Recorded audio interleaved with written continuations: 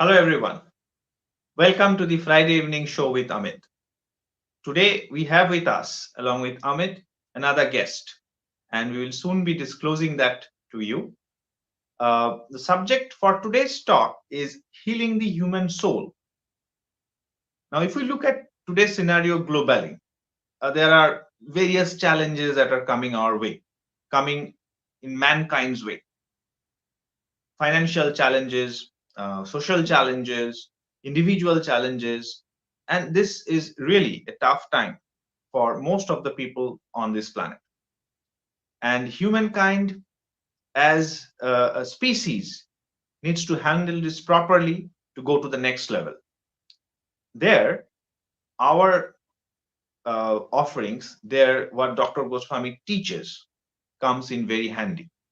And we will know from the horse's mouth as well as from our close associates how we are going to bring about the benefits and the necessary things that will help the humankind heal its soul. But before all that, let me request Dr. Goswami to be on the screen. Hello, everyone. How are you? I'm good. How are you? I am good. Today's subject is healing the human soul.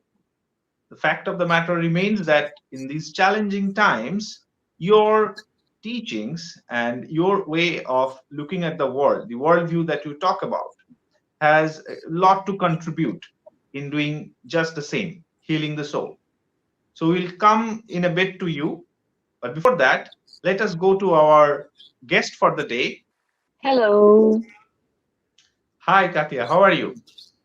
I'm very fine, very happy to be here with you, and many thanks Great. for the invite. We are most fortunate to have you on the show. But before we go forward, let me give a brief introduction of Katia. Now, Katia is an author, and then she is also a naturopath, and she is also a homeopath. And she knows a lot about how to eat right. A lot of people want to eat, myself included, but how to eat them right is the biggest problem with us.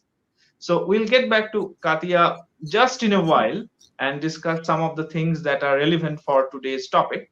But let us now go to Dr. Goswami once. Uh, in very brief, Dr. Goswami, do you think the worldview that you talk about, it can bring about significant changes in the way the mankind is facing challenges today, and that too quickly? Yes, correct. So how do you think that these changes can be brought about quickly enough for mankind to have an impact in the shortest possible time?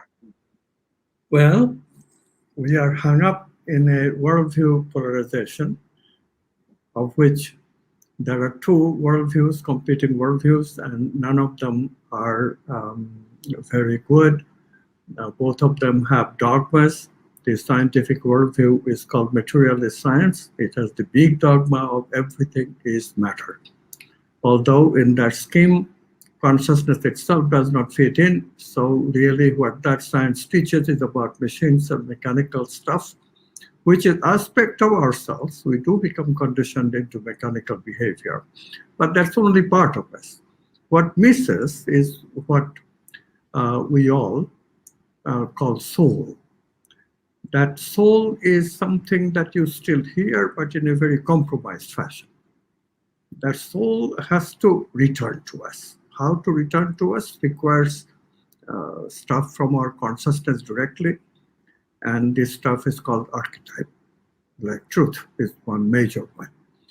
What has happened now, between the two forces of polarization, materialist science and religion, which was always dogmatic, the compromise of truth has so prevented soul making or recovering the soul for some people um, that this has become a major challenge. How to change this? Can we change this quickly? I'm sorry, there probably isn't any quick answer because the worldview change takes time. Fortunately, there are 15% of all people who are ready, who are ready to take on the remaking, re-enchanting of the soul. And this is our best hope. And that 15% is a lot of people when you consider that the total population is like 7.5 billion, 15% amounts to 1 billion people. And suitably placed, this billion people can do a tremendous amount of changing, rebuilding of the society. So can it come very quickly? It depends on how motivated we are, how communicative we are with each other, how much quantum principle of non-locality, togetherness that we can use as a force of change of the society. Let's see. Let's be optimistic. Okay, so you are saying that this will probably take a little bit of time unless there is strong inspiration towards it. But there are people like Katya, who is a representative of the 15% that we are talking about. They are very actively trying to get engaged with the society at large and trying to bring in the change in the fastest possible manner. Now, that possible may be longer than usual fast, but still. So, Katya, on this note, uh, it would be great to know that how you are in your own profession of being a naturopath as well as a homeopath, you are helping people uh, get to the new world view and helping their souls eventually. How are you doing that? Yes, it is a great job to participate in this change, and it is absolutely important that these changes happens. Otherwise, um, our world and our humanity is compromised. So it is absolutely important that people start to be aware of the changes they need to have. In my profession, particularly, I can reduce the intake of allopathic medicine, which is a very important thing to the world and to the nature, because it is very toxic, not only for our bodies, but also for our environment, the intake of allopathic medicine. Although it is necessary in some cases, we should not take it that much. And what I see in the population, what I see in my patients, is that people, whenever they have a symptom, they take an allopathic medicine to cover the symptom. And the job of a naturopath is to teach people that hiding symptoms, it's not a good way. We need to figure it out. What is the cause of the symptom? What is the cause of the disease? And then we should work on this cause with homeopathic medicine that is harmful for the body and it is not toxic for the environment, or with food changes, helping people to find what is the best way to eat and teach. And this is very important, not only teach people to how to eat, but also teach people to don't eat. You know, fasting is a very important way to deal with food and to deal with nutrition, because if we eat less, we are giving rest to our body, and we also are giving rest to the environment, to agriculture. Well, on this food issue, I have a friend who loves to eat a lot, and he is a little bit on the heavier side. And when I talked to him about, hey, why are you eating so much? He said, look, the God wanted us to eat. That's why they gave us this appetite and stomach. So if someone says that to you, what do you say? Well, thinking about the words of Professor Amit about these dogmas of science and religion, this is a bad dogma of religion.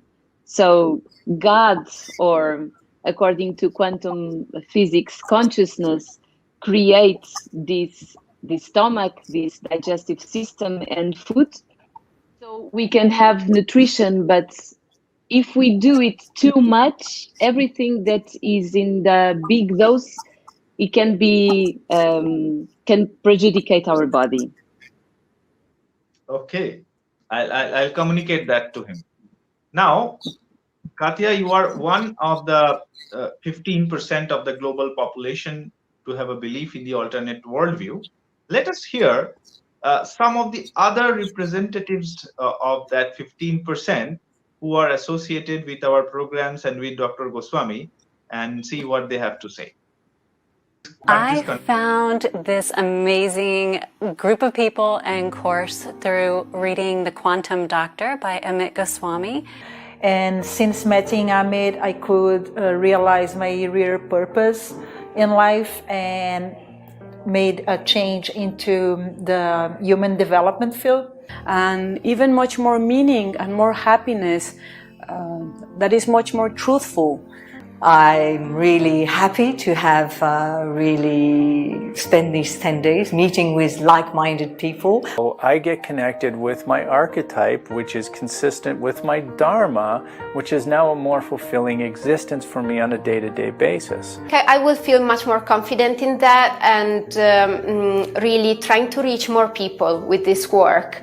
I'm so fortunate to be here with all of you, and I've learned so much from everyone. And I'm able to observe my feelings in my body, in my vital energy body, so that I don't have to feel the stress on a day-to-day basis. When I found the teachings of Dr. Amit Goswami, I was like just so fascinated.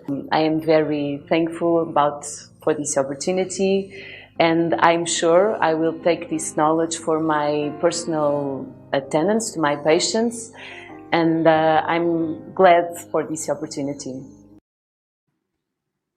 Well, all of these people are from some or the other programs that Dr. Goswami has, particularly the Masters and PhD program.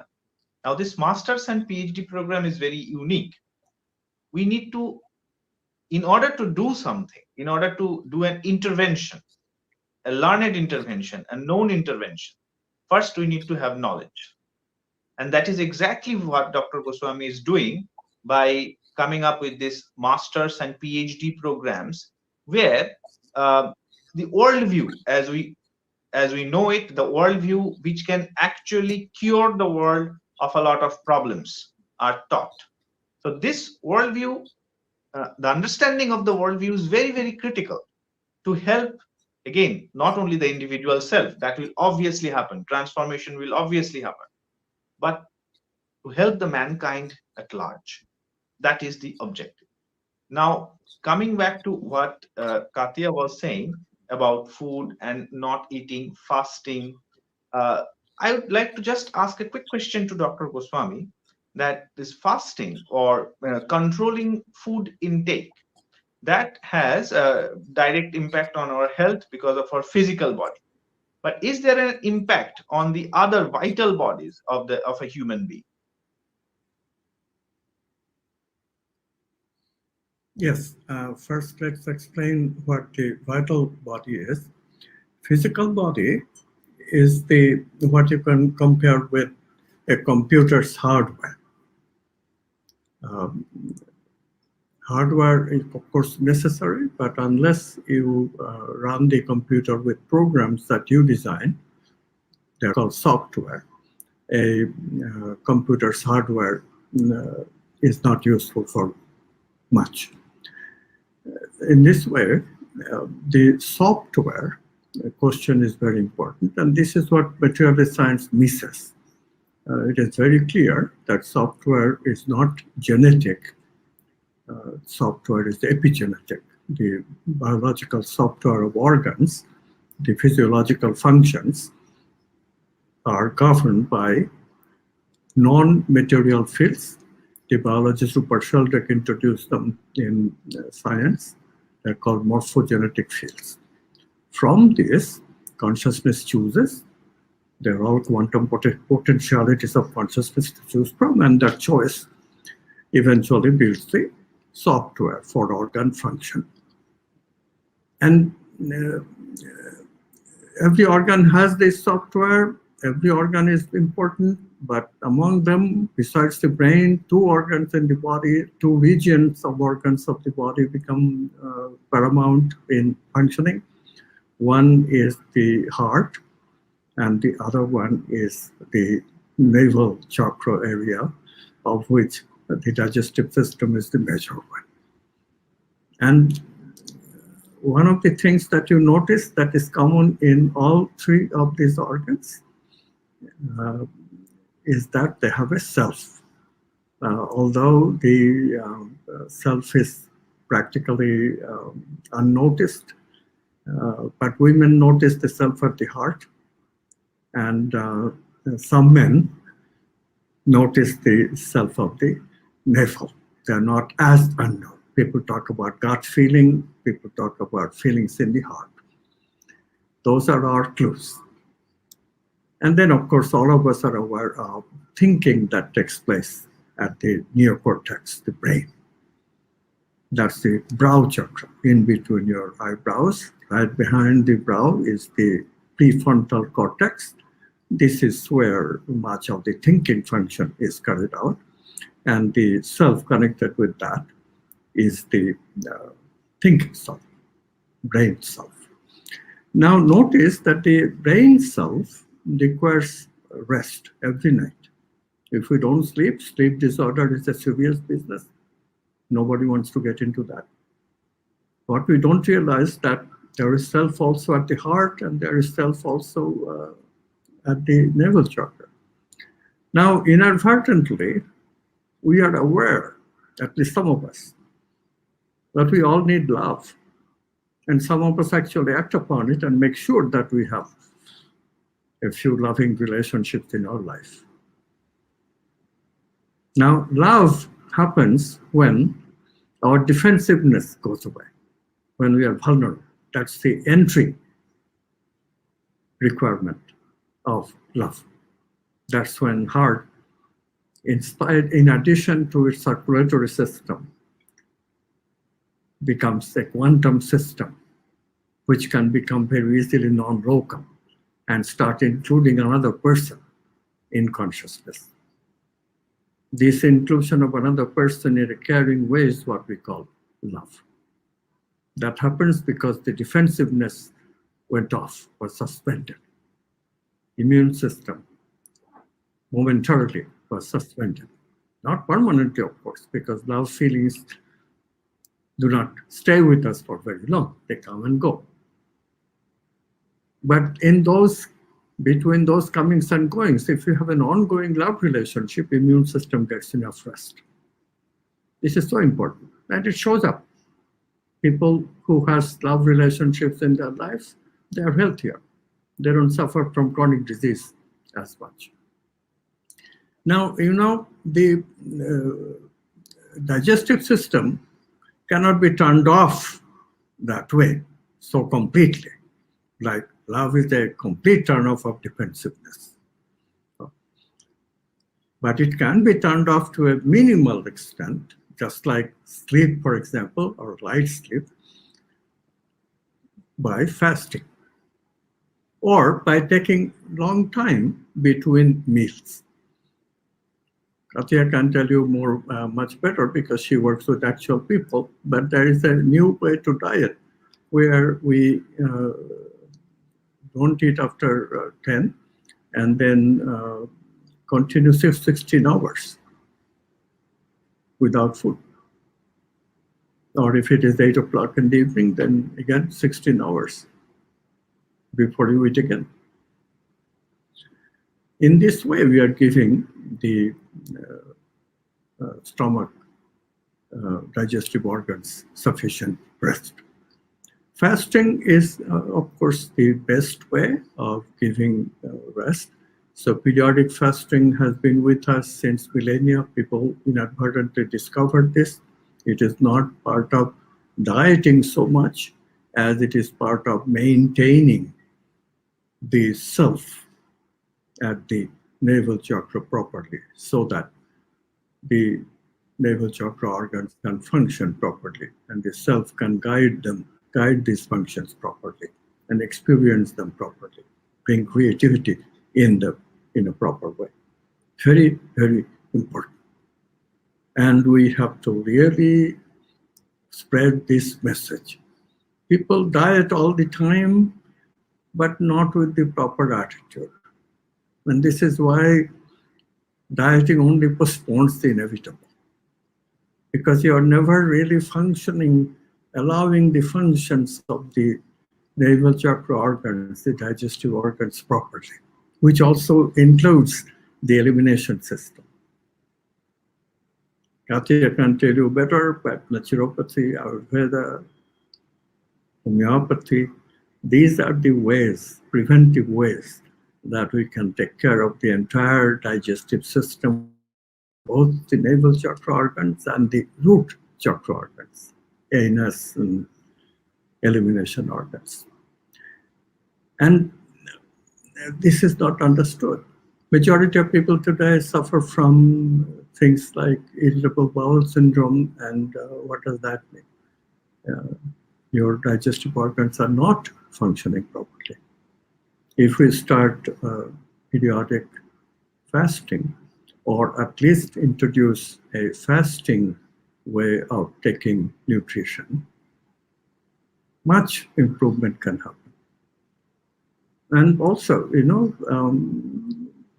the corollary is, of course, that you become aware that pleasure is a brain function. Pleasure software is built into the brain. How does pleasure get into these things? Because brain has taken over part of the function of the navel chakra organs.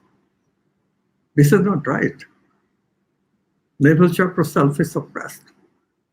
So when you cater to this pleasure of eating too much, we completely lose contact with this navel chakra self. And therefore, let the brain handle it. And brain does it, increasing pleasure-centeredness, me-centeredness, narcissism, all these evils enter. So you see, fasting has much more to do with who you want to be, much to do with soul building. If you want to get your noble feelings and higher thoughts into how you act, if you want to get meaning and purpose in your life, then you got to learn to take care of not only the brain, but also the body. And especially the navel chakra organs and the elimination system, and the heart chakra organs, the heart and the immune system. Taking care of these systems have become paramount. And I'm not leaving out the sexual system deliberately. That is also very important. That provides the basic energy that is available for our higher creativity into rebuilding, remaking, or making from scratch what we call soul. Soul is the advanced software plus the ability of using it, especially the ability of using it. We call it character, or we used to call it character in the past era. Nobody cares about character now. We don't have any honor that preserves the character. Character is the olden concept, but the concept has to come back. Without character, our leaders go run amok and they ruin our society. Nobody has to tell that to any human being today. This is what is happening in many countries' political leadership. And this is all because archetypes' truth has disappeared, soul building has stopped, and we have become stuck with two wrong worldviews, pulling us in contradictory directions and getting all of us extremely confused. So this topic, I thank you for raising it. Soul making, recovering the soul, these are very important tasks before us. As important as it is to save the climate, as important as it is to save democracy and save capitalism. Thank you, Dr. Thank you, Dr. Goswami. Well, this is for our viewers. For us to do something which we are not doing, like my friend eating, overeating, getting fat, and finding excuses why he should eat more. A strong why is needed. A strong why often compels us to do things in a certain way. And what Dr. Goswami provides in his studies, in his courses, is that why, the all important why you should do it. Unless you are familiar with the works of Dr. Goswami, I am not sure anyone could understand that fasting would not only have an impact on the physical body, as the allopath people would want us to believe, but on your chakras as well. This is a very common sense understanding that everything needs rest to function appropriately. Now, these are the kinds of snippets of knowledge that we try to filter through to our audience and help them in a way that they have not been helped before. And in a larger context, if we talk about the program that we have mentioned before, Dr. Goswami runs a master's and a PhD program with one university in India, University of Technology based out of Jaipur. And this is a fully accredited course. And this degree is accepted and valid all over the world. And we also have a Portuguese version of this course, not a Portuguese version per se, the same course translated into Portuguese, because Dr. Goswami has a strong following in that part of the world. Now, this is something very, very special. And anyone who is interested to know more about it, please visit our website, www.amitgoswami.org, or send us an email at info@amitgoswami.org. We will be able to give you far more information, far more precise information as per your query. So, and as we mentioned before in the previous episodes of this, we respond to every valid email. Now, before we finish today's program, we will go back to our guest. And I have a request for you, Katia. The request is, our viewers will be watching this from all over the world. And we would love to give them a gift, something that you can give on behalf of us. And that is, if you can tell our audience what small things they can do, maybe one or two, which can help them in their life immediately. Okay, so first of all, meditate. Meditation is the way to finding soul, to building, to get in touch with our inner self, with our inner truth. So meditation is a good practice that everyone should start doing.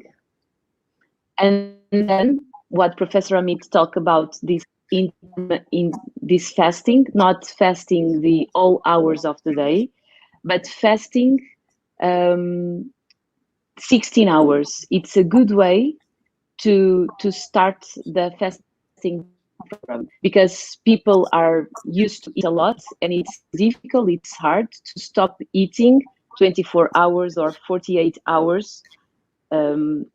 People will have symptoms, people probably won't feel that well. So the intermittent fasting, it's very easy to do and it's not so hard, and it's a way of living. So I advise everyone to start meditating.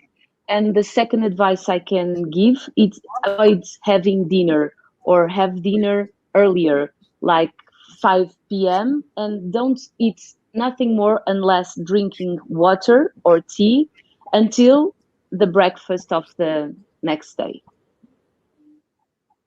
Okay, so you mean to say that, let's say, if I eat dinner at 5, which will sound weird in Indian standards especially, but then if I have dinner, then I can probably have my breakfast 16 hours from that time.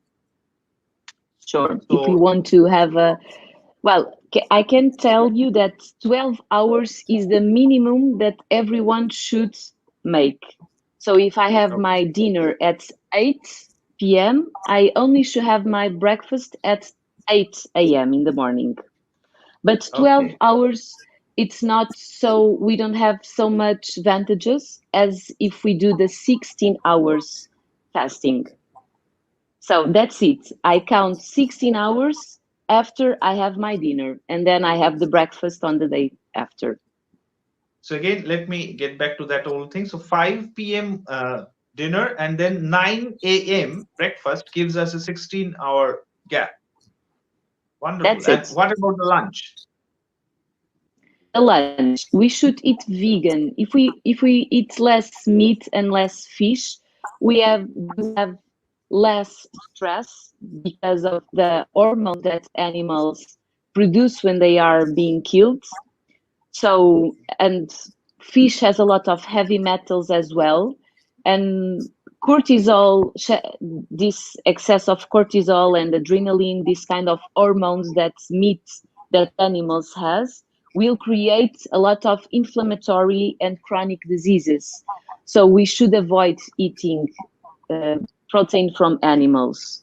I'm not saying that everyone should be vegan because people are too addicted to animals and to protein from animals, but try to eat less meat and maybe perhaps eggs or fish, or maybe once or twice a week all the family eats vegan. It will make a difference for our body and for the entire environment. Great. I think that is something very useful, and most of us can take your advice and start making changes in our lives so that it becomes better. So today, this is what we have, and we will definitely be looking forward to your responses. We are constantly getting a lot of communication from your end, our viewers end. We thank you so much for that. And please keep in touch with us in that way. Keep sending your emails at info@amitgoswami.org. And in case you have any question, rest assured that the valid questions will all be answered. So, Dr. Goswami, any last word before we finish today's show? Well, I think the advice that Katya gave, meditate, is a very useful one. So I'll just add one more thing. You know, we're talking about overeating and pleasure and all this, but you probably don't know that another way of getting pleasure is to eat slow. If you eat slow, what happens is that the attention of the self is engaged, and the energy is at the navel chakra, and your attention makes it creatively rise to the heart.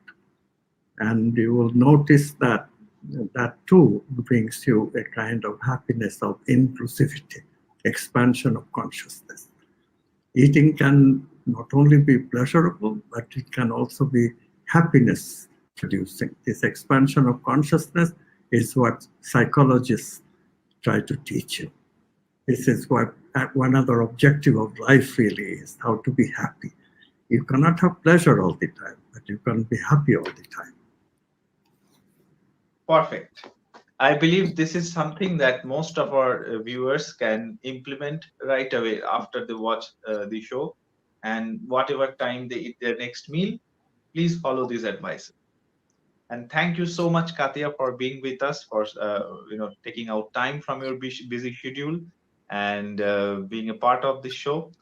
We wish you all the very best in whatever you are doing. And Dr. Goswami, again, thank you so much for taking out time. We will be back next Friday, the same time, with probably another guest, maybe two, who knows. Thank you so much for being with us. Have a great day. Thank you.